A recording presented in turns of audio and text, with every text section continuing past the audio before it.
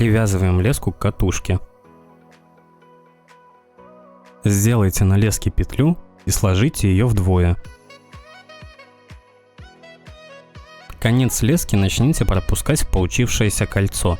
Сделайте 4-5 оборотов.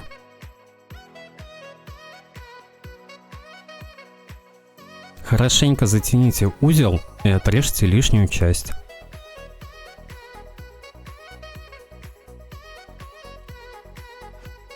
Получившуюся петлю сложите крест-накрест и соедините между собой.